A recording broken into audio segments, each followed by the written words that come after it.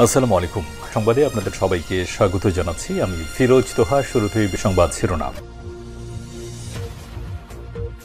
বাংলাদেশের সর্বশেষ গুরুত্বপূর্ণ আপডেট সংবাদে আপনাকে স্বাগত। শুরুতেই সংবাদ শিরোনাম, পরে বিস্তারিত। শুরুতেই জানাবো, জাহাজবাড়ি হত্যায় নেতৃত্ব দেয়া মাসুদ এখন রংপুরে। রাজধানীর কল্যাণপুরে জাহাজবাড়িতে হত্যাযজ্ঞে নেতৃত্বদানকারী সেই পুলিশ কর্মকর্তা মিরপুর পুলিশের উপকমিশনার মোহাম্মদ মাসুদ আহমেদ এখন রংপুরে রেঞ্জে চাকরি করছেন। আমার দেশ এর অনুসন্ধানে সব তথ্য জানা গেছে। এরপর জানাবো, ডিসি সম্মেলনে স্বরাষ্ট্র মন্ত্রণালয়ের প্রস্তাবে যাচ্ছে প্রাণঘাতী অস্ত্রের পরিবর্তে গোপন ক্যামেরা দেয়া হবে পুলিশকে। জেলা প্রশাসক সম্মেলনে উপস্থাপনের জন্য প্রস্তাব তৈরি করেছে স্বরাষ্ট্র মন্ত্রণালয়। এই প্রস্তাবে আইনশৃঙ্খলা রক্ষার দায়িত্ব পালনকালে পুলিশের প্রাণঘাতী অস্ত্রের ব্যবহার নিষিদ্ধের কথা বলা হয়েছে। পাশাপাশি পুলিশের পরিধেয় পোশাকে গোপন ক্যামেরা সংযুক্তের কথাও বলা হয়েছে। এদিকে ৭ কলেজের সামনে অনির্দিষ্টকালের জন্য ব্লকেট কর্মসূচি ঘোষণা। ঢাকা বিশ্ববিদ্যালয়ের উপাচার্যের স্থায়ী অপসারণ ও বিচারের দাবিতে ঢাকা বিশ্ববিদ্যালয়ের অধীনে সব ক্লাস পরীক্ষা বর্জনের ঘোষণা দিয়েছে ৭ কলেজের শিক্ষার্থীরা। এছাড়াও সোমবার থেকে ৭ কলেজের সামনে অনির্দিষ্টকালের জন্য ব্লকেট কর্মসূচি পালন করবেন তারা।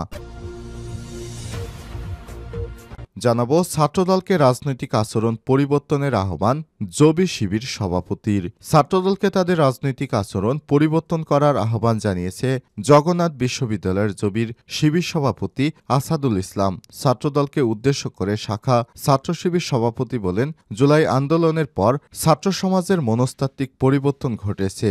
আর কোনো রাজনৈতিক দাসত্বের নিচে আমরা পা দেব না। এদিকে ছাত্র উপদেষ্টা বিএনপি বিরোধ নিয়ে এবার মুখ খুললেন প্রেস সচিব। ইদানিং ছাত্র উপদেষ্টাদের সঙ্গে বিএনপির বিরোধ দেখা যাচ্ছে। এ নিয়ে এবার প্রকাশ্যে মুখ খুলেছেন প্রধান উপদেষ্টার প্রেস সচিব শফিকুল আলম। এবং সর্বশেষ জানাবো, আরবেল ইহুদি সহ ৩ নারীকে মুক্তি দিচ্ছে হামাস। বিনিময়ে বাড়ি ফিরবে ফিলিস্তিনিরা। ফিলিস্তিনের সশস্ত্র সংগঠন হামাস শুক্রবারের আগে আরবেল ইয়াহুদ সহ আরও ২ নারীকে মুক্তি দিতে যাচ্ছে। এর ফলে সোমবার ২৭শে জানুয়ারি সকাল থেকে উত্তর গাজায় ফের সুযোগ পাচ্ছেন ফিলিস্তিনিরা। গতকাল মধ্যস্থতাকারী দেশ কাতার এসব তথ্য জানিয়েছে, খবর রয়টার্সের। প্রিয় দর্শক, এতক্ষণ শুনছিলেন সংবাদ শিরোনাম, এবারে বিস্তারিত। তবে তার আগে বন্ধুরা, অনুরোধ থাকবে সংবাদটিতে একটি লাইক দিন। এই চ্যানেলে আপনি নতুন হয়ে থাকলে আমাদের সংবাদটি দেখতে দেখতে চ্যানেলটি সাবস্ক্রাইব করে রাখুন। কমেন্ট করে বন্ধুরা আপনার মূল্যবান মতামত জানিয়ে দিন আপনি বিশ্বের কোন দেশ থেকে বা বাংলাদেশের কোন স্থান থেকে আমাদের সংবাদটি দেখছেন এবং শুনছেন। এবারে বিস্তারিত।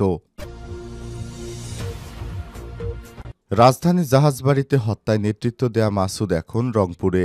রাজধানীর কল্যাণপুরে জাহাজবাড়িতে হত্যাযজ্ঞে নেতৃত্বদানকারী সেই পুলিশ কর্মকর্তা মিরপুর পুলিশের উপকমিশনার মাসুদ আহমেদ এখন রংপুর রেঞ্জে চাকরি করছেন। পুলিশের নথিপত্রে তার নেতৃত্বে অভিযানের কথা বলে হলেও তার দাবি, এই জঙ্গি অভিযান ও হত্যাযজ্ঞের কিছুই তিনি জানেন না। নিজেকে নির্দোষ দাবি করেছেন তিনি। হত্যাযজ্ঞের দায় চাপিয়েছেন ডিবি পুলিশ সোয়াট ও কাউন্টার টেররিজম ইউনিটের উপর। তিনি বলেছেন, অভিযানের পর Monirul sir, Faruk sir, Maruf sir, Baten sir, Krishna sir এর কথায় সব সিনিয়র অফিসার ঘটনাস্থলে ছিলেন। মিরপুর জোনের ডিসি হয় আনুষ্ঠানিকতা অংশ হিসেবে তাকে ঘটনাস্থলে যেতে বাধ্য করা হয়েছিল। তাকে অন্ধকারে রেখে পুরো অভিযান চালানো হয়।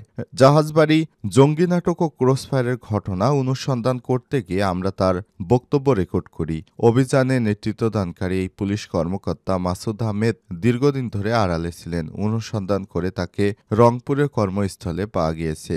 গত ৫ই আগস্ট শেখ হাসিনার পতনের পর একে একে মানবতা বিরোধী অপরাধের অভিযোগের পরিপ্রেক্ষিতে তিনি নিজেকে আড়াল করে রেখেছিলেন। রংপুর রেঞ্জে তিনি অ্যাডিশনাল ডিআইজি হিসেবে বর্তমানে সংযুক্ত রয়েছেন। ২০২৫ সালের ২১শে জানুয়ারি সকালে তার অফিসে সরেজমিনে গিয়ে জাহাজবাড়ির সেই ঘটনা সম্পর্কে জানতে চাইলে তিনি প্রথমে নার্ভাস হয়ে যান। পরে নিজেকে সামলে নিয়ে এই ঘটনায় তিনি বলেছেন, আমার সম্পৃক্ততা নেই।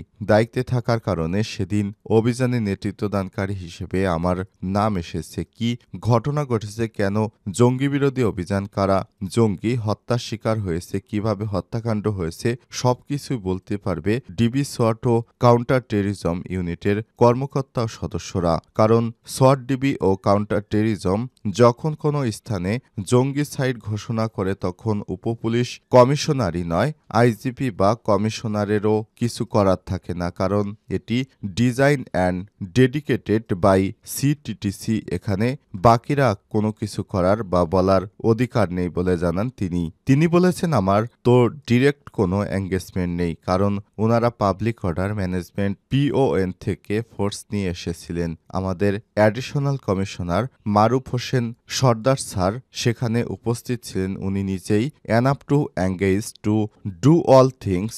তারপর আমরা সকালের দিকে গেলাম, গিয়ে দেখি আইজি স্যার আসলেন। সবার আগে তিনি সাংবাদিকদের সঙ্গে কথা বলেন।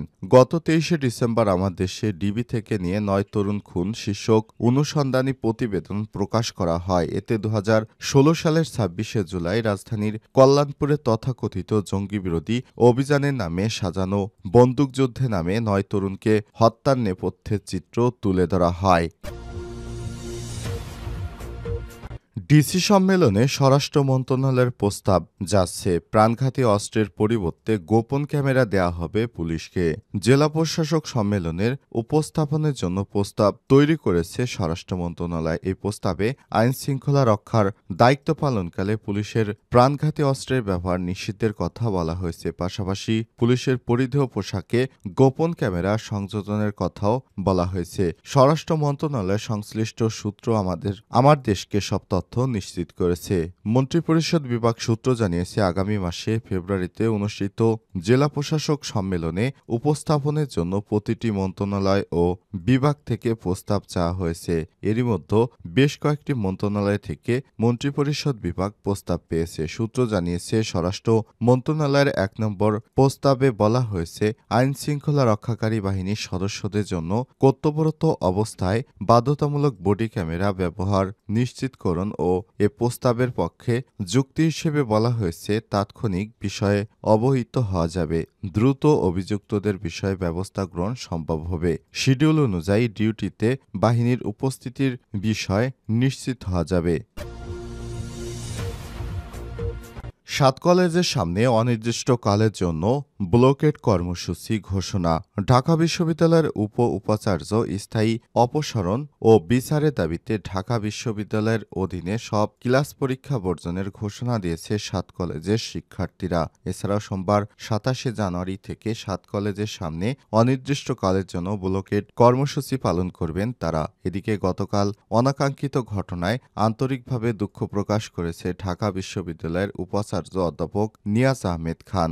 গভীর রাতে এক বিবৃতিতে শিক্ষার্থীদের প্রতি আহ্বান জানিয়ে তিনি বলেছেন, এই ঘটনায় কোনোভাবেই তৃতীয় পক্ষ যাতে সুযোগ নিতে না পারে সে ব্যাপারে সবাইকে সতর্ক থাকতে হবে। এর আগে 5 দফা দাবি নিয়ে ঢাকা বিশ্ববিদ্যালয়ে আলোচনা করতে গেলে গতকাল সন্ধ্যায় বিশ্ববিদ্যালয়ের সহ উপাচার্য অধ্যাপক মামুন আহমেদ 7 কলেজের অর্ধশতাধিক শিক্ষার্থীকে অপমান করে বলেন অভিযোগ তোলেন তারা।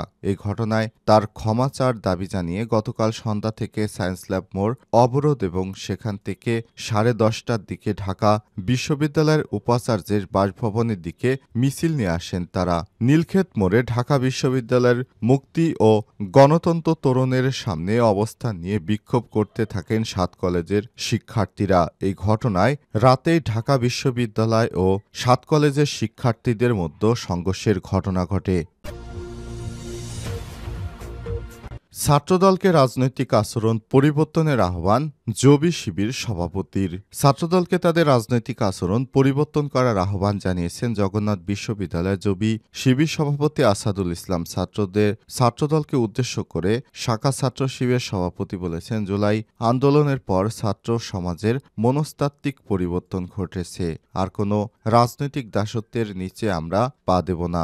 আজ যে রিয়াজুল ইসলামকে নিয়ে প্রশ্ন তুলেছেন, এই রিয়াজুল ইসলামই জগন্নাথ বিশ্ববিদ্যালয়ের স্বৈরাচারী প্রশাসনের বিরুদ্ধে দাঁড়িয়ে কথা বলেছেন, তখন আপনাদের খোঁজ পাওয়া যায়নি। আমি খোঁচা মেরে কোনো কথা বলতে চাই না। আমরা রাজনৈতিক সহাবস্থান চাই। এই ক্যাম্পাসে যারাই রাজনীতি করতে চান তাদের শিক্ষার্থীদের পালস বুঝে রাজনীতি করতে হবে। কোনো স্বৈরতন্ত্র কায়েম করতে দেয়া হবে না। গতকাল জবি শিবির সেক্রেটারি সিরাজুল ইসলামের সাথে সোহরাওয়ার্দী কলেজ ছাত্রদল সভাপতি জসিমউদ্দিনের কাণ্ড নিয়ে রোববার ২৬শে জানুয়ারি দুপুরে বিশ্ববিদ্যালয়ের রফিক ভবনের নিচে আয়োজিত এক সংবাদ সম্মেলনে তিনি এসব কথা বলেন।